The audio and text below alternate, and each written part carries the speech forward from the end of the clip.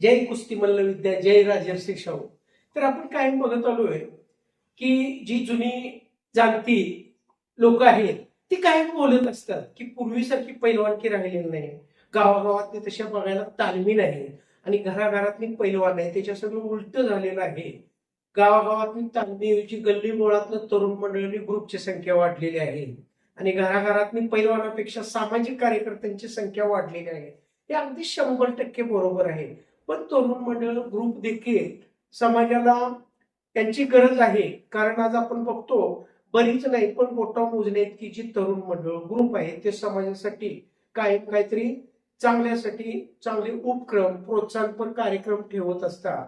त्यामुळं मंडळ ग्रुप यांची गरज आहेच आहे. आणि सामाजिक कार्यकर्ते तर समाजात आपल्याला सामाजिक कार्य करणाऱ्या कार्यकर्त्यांची गरज आहे.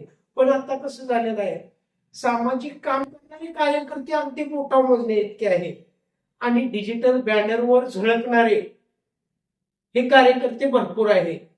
तर आज तालमीची संख्या कमी होण्याचं कारण जे आज तरुण मंडळ ग्रुपची संख्या वाढलेली आहे तर याचं कारण आज आपण बघतो तरुण मंडळात किंवा ग्रुपमध्ये 10वी-12वी नंतर 18 वर्षाच्या पुढील सगळे म्हणजे सदस्य असतात सज्ञ.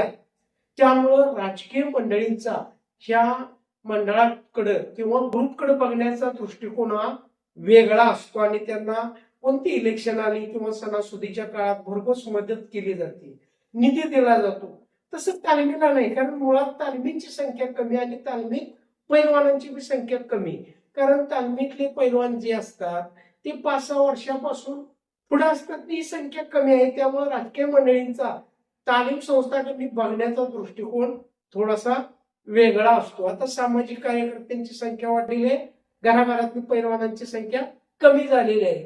सामाजिक कार्यकर्त्याचं कसं आहे, त्याला कुठल्या शिक्षणाची आट नाही, वयाची मर्यादा नाही, कुठली पदवी घ्यावी लागत नाही, डिग्री मिळवावी लागत नाही, उंची वजन छाती असल्याची काय भानगड नाही किंवा कुठली परवानगी काढावी लागत नाही.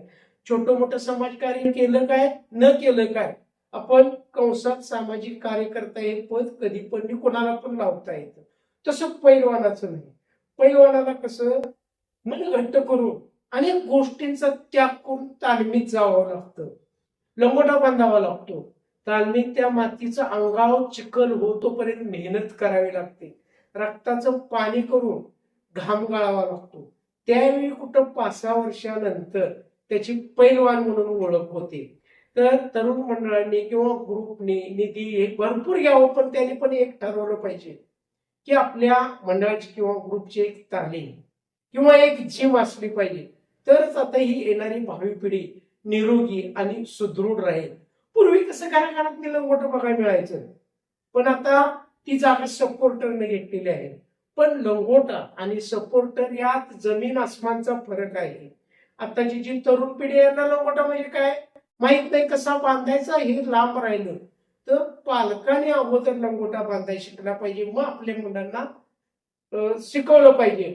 आज मंडळांनी जिम किंवा तालीमच असं नाही, कुठल्याही क्रीडा स्पर्धा किंवा कुठल्याही खेळाच्या स्पर्धा जर ठेवल्या तर नवोदित खेळाडू नावारूपाला येतील. आणि ही कोणावर टीका किंवा कोणाला उद्देशाने मी बोलत नाही, तर ही सध्याची सत्य परिस्थिती आहे.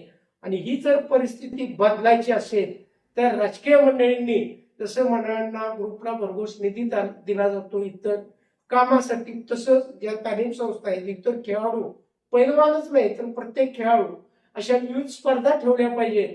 पैलवानांना बक्षीस ची रक्कम भरघोस दिली पाहिजे, कुस्ती मैदानं ठेवली पाहिजे. तर पहिल्यासारखे दिवस आपल्याला बघायला मिळतील, हे मात्र तितकंच सत्य आहे. धन्यवाद.